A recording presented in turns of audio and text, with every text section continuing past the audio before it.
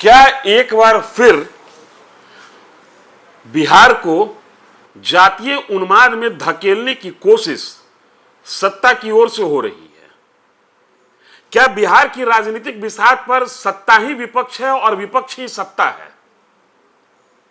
और क्या एक बार फिर बिहार 2005 के पहले वाले दौर में जाने के लिए व्याकुल है और उस व्याकुलता को समर्थन कोई और नहीं, सत्ता दे रही है?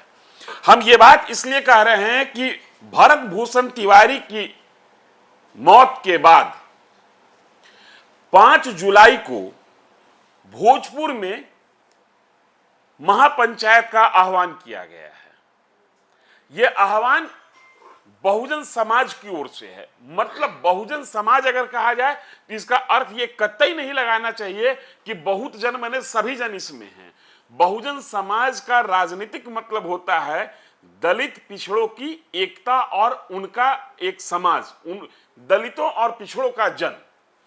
बहुजन समाज ने महापंचायत कॉल कर दिया उस भोजपुर की धरती पर, जिस भोजपुर की धरती पर बिहार का पहला सबसे बड़ा और सबसे नामी नक्सली पैदा हुआ। उस भोजपुर की धरती पर यह जातीय महापंचायत बुलाने की कोशिश हो रही है, जिस भोजपुर की धरती में सीपीआई, एमएल और रणवीर सेना के बीच का दशकों तक संघर्ष देखा और झेला है।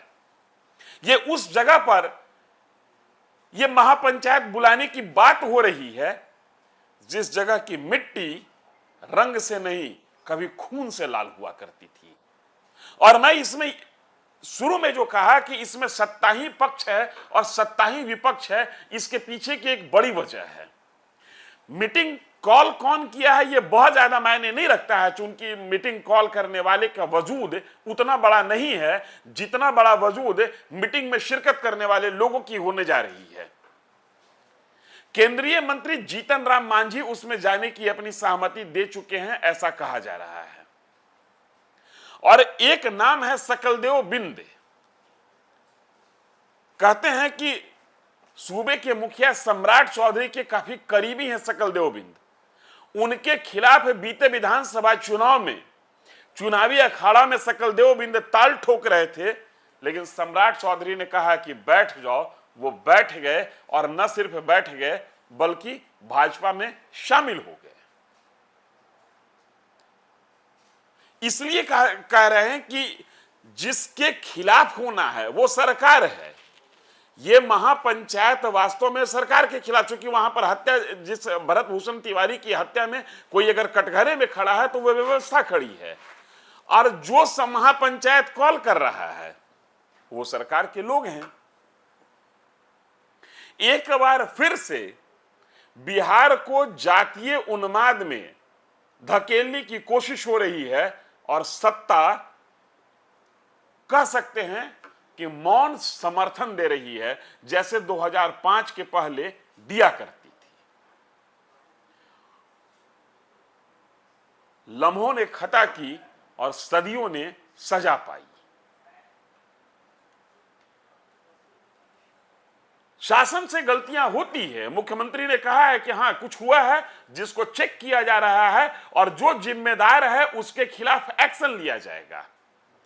बावजूद इस मामले को हद से ज्यादा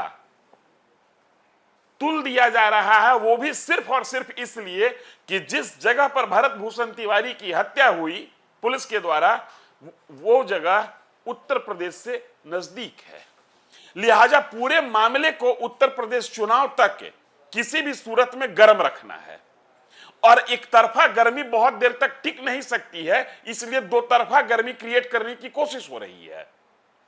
पहले सिर्फ और सिर्फ भरत भूषण तिवारी के पक्ष में सवर्णों की जमायत खड़ी दिख रही थी, लेकिन अब सवर्णों की जमायत के खिलाफ में बहुजन समाज को खड़ा करके एक तरीके से टकराव की स्थिति पैदा करने की कोशिश हो रही है। ये वो राजनीति करने की कोशिश हो रही है जिस राजनीति के खिलाफ बीजेपी संघर्ष करते हुए, नीतीश कुमार के साथ दोस्ती करते हुए बिहार की सत्ता की शिखर तक पहुंची।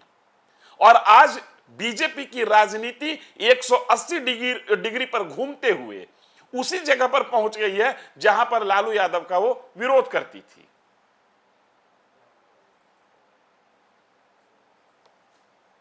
लाख टके का प्रश्न यह है कि इस महापंचायत की इजाजत किसने दी? क्या प्रशासनिक अधिकारियों को इतनी बात समझ में नहीं आ रही है कि अगर महापंचायत वहां बहुजनों के द्वारा कॉल किया जाएगा और महापंचायत अगर वहां हो गया, सफल हुआ, तो उस इलाके में एक जातीय तनाव की स्थिति बन जाएगी। बिहार सरकार के अधिकारी 1990 से लेकर 2005 तक का दौर भूल गए हैं क्या? लेकिन नहीं, याद सब कुछ है, और याद सब कुछ दिलाना है, इसको कहते हैं राजनीति।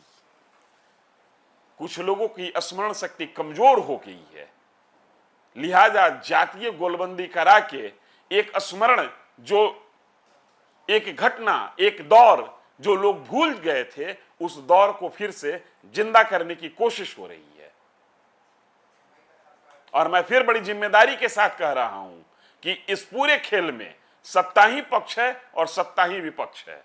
दोनों तरफ से सत्ता खेल रही है और अंतिम में भुगतना होगा सिर्फ और सिर्फ आम जनता को। धन्यवाद।